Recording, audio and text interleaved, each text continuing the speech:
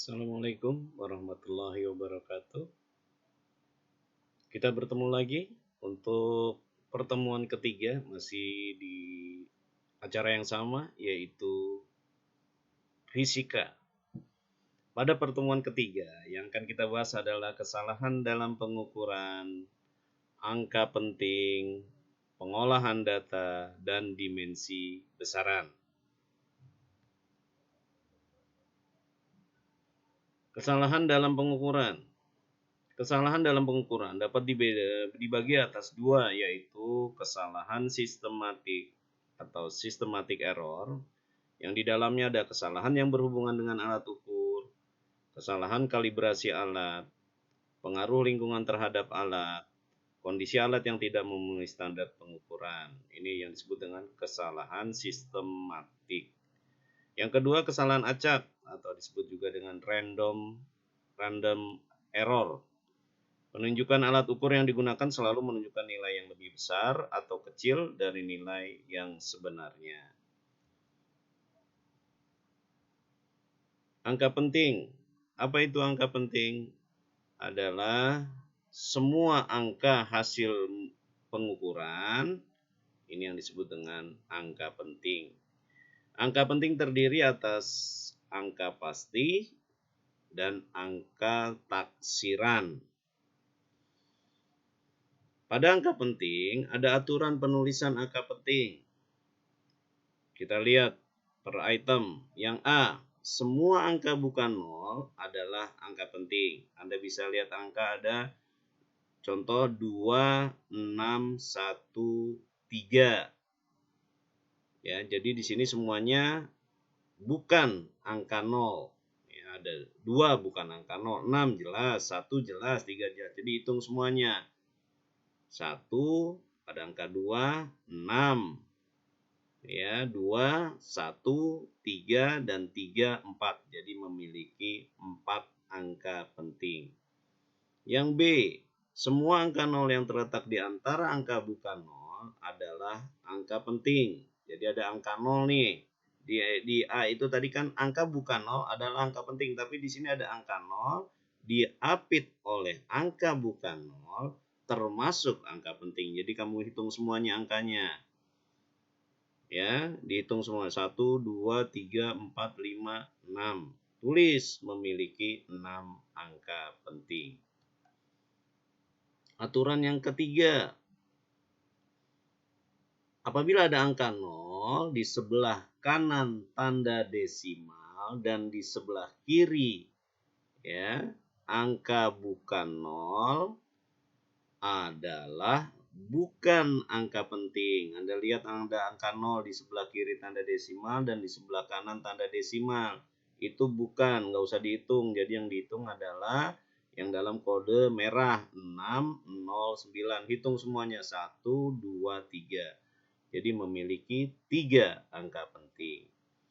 Aturan yang keempat, angka 0 di sebelah kanan tanda desimal dan mengikuti angka bukan 0 adalah angka penting. Contoh 3,20 kg. Ya, ada angka 0 nih, tapi di sebelah kanan tanda desimal. Itu termasuk angka penting, jadi dihitung semuanya yang merah. 3, 2, 0. Jadi ada 3 angka penting. Aturan berhitung dengan angka penting atau aturan penjumlahan dengan angka penting. Penjumlahan dan pengurangan. Hasil penjumlahan dan pengurangan hanya boleh menghasilkan satu angka taksiran. Misal 85,6 ditambah 13,21 hasilnya adalah 98,81. Antara baris atas dan baris bawah Anda bisa lihat mana baris yang mempunyai angka penting paling kecil. Oh, yang atas Pak, yang atas berapa? 3. Sedangkan hasil tadi penjumlahan kita mendapatkan berapa angka penting? Ada 4 Pak, berarti itu harus kita rubah menjadi 3 angka penting. Maka disebutkan di sini hasil penjumlahan adalah 98,8. Itu satunya dianggap hilang. Oke, itu penjumlahan. Perkalian dan pembagian sama ini. Hasil perkalian dan pembagian ditulis sebanyak jumlah angka penting yang paling sedikit dari bilangan yang dikali atau dibagi. Contoh, 63,2 ini berapa angka penting? Kan 3 dikali 3,5.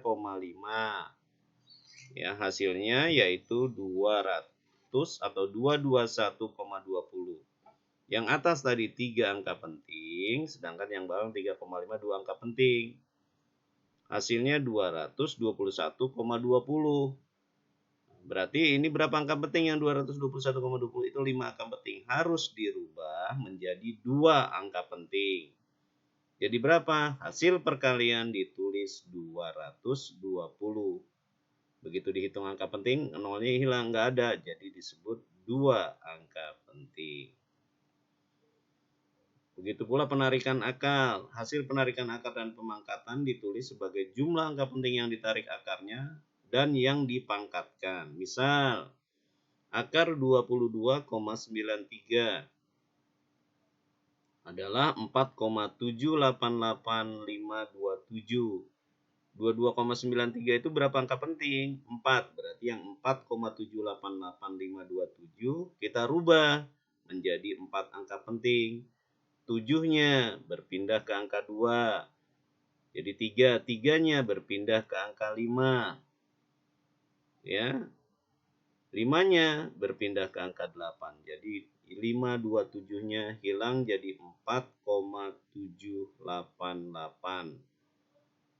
Berapa angka penting? 4 angka penting. Yang B, 6,23 dikuadratkan, hasilnya 38,812. 623 itu berapa angka penting? 3, maka yang 38,812 kita rubah menjadi 3 angka penting, jadi hasilnya 38,8. Perkalian dan angka penting dengan bilangan eksak, misalkan 50,53 dikali 17. Ya. Kita lihat di sini. 50,53 itu berapa angka penting? 4 angka penting, ya. Hasil perkaliannya dapatnya berapa angka penting? 5. Ini kita harus rubah menjadi 4 angka penting karena di sini bilangan eksak. Hasilnya 89,01 dirubah jadi 89,0. Notasi ilmiah adalah cara penulisan deret bilangan ke dalam bentuk sederhana. Misalkan ada tabel penulisan notasi ilmiah. Nomor 1, 850.000 meter, ini notasi ilmiahnya jadi 8,5 dikali 10 pangkat 5. 850.000 itu berapa angka penting? 2, maka notasi ilmiah pun harus disederhanakan jadi 8,5 dikali 10 pangkat 5. Yang kedua, 0, terus nolnya ada 6 di sini, ada 5, maaf, 678 kg, maka dirubah supaya menjadi 3 angka penting jadi 6,78 dikali 10 pangkat, karena di belakang koma tandanya negatif, pangkat 6 kg. Kita recheck lagi, yang ketiga 67.865.900 ya kilogram. Itu disederhanakan jadi notasi ilmiah 6,78659 dikali 10 pangkat 7 untuk mendapatkan 6 angka penting. Kelipatan untuk satuan, ya. Awalan satuan yang umum digunakan, kalau pangkat 12 disebut tera, ya. Udah, terus pangkat berapa nih? 9 disebut giga, pangkat 6 disebut mega, pangkat 3 disebut kilo, ya. Terus hekto, deka, dan yang terakhir desi. Faktor kelipatan juga Anda bisa lihat, 10 pangkat min 2 itu senti, 10 min 3 mili, 10 min 6 mikro, 10 min 9 nano, 10 pangkat min 12 piko. Ya, ada juga 10 pangkat min 15 femto dan 10 pangkat min 18 atto. Pengolahan data. Banyak besaran fisika yang nilainya tidak dapat diperoleh secara langsung.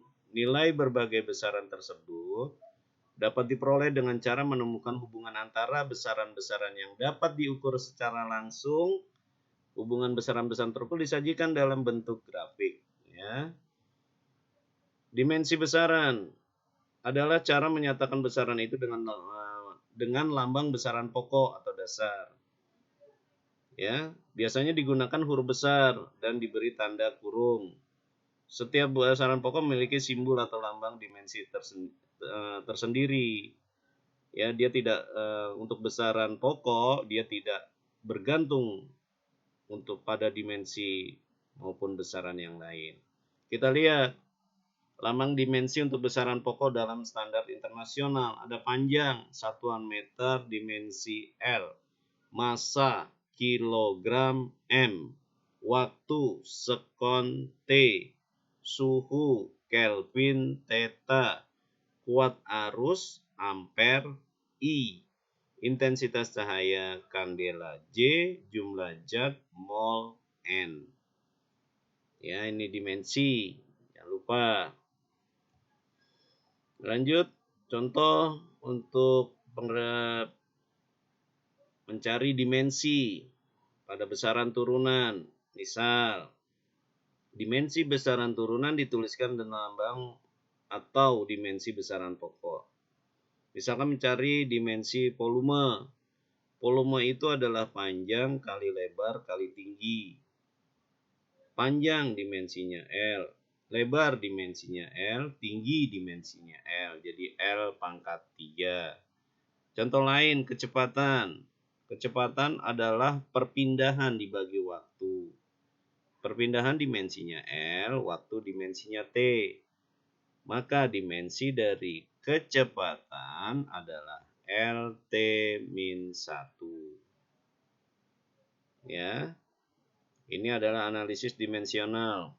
Ya. Ada coba amati dimensi dari besaran energi kinetik. Seperti energi kinetik EK sama dengan setengah mv kuadrat. Dimensinya ini adalah ML2T-2. Usaha dimensinya adalah ML2T-2. Jadi antara energi kinetik dan usaha dimensinya sama. Karena dua-duanya satuannya yaitu Joule. Kegunaan dimensi untuk apa aja? Untuk mengungkapkan adanya kesetaraan atau kesamaan antara dua besaran yang sepintas tampak berbeda. Ya, yang selanjutnya menentukan tepat atau tidaknya suatu persamaan yang menyatakan hubungan antara berbagai besaran fisika. Demikian untuk pertemuan terakhir kita pada bab 1. Mudah-mudahan ada manfaatnya. Jangan lupa ya, nanti setelah ini kita akan coba untuk memberikan contoh soal, tugas-tugas, dan juga kita evaluasi. Selalu jaga kesehatan, ya. Walaupun di rumah, ya, tetap semangat untuk belajar. Wabillahi taufiq wal hidayah. Wassalamualaikum warahmatullahi wabarakatuh.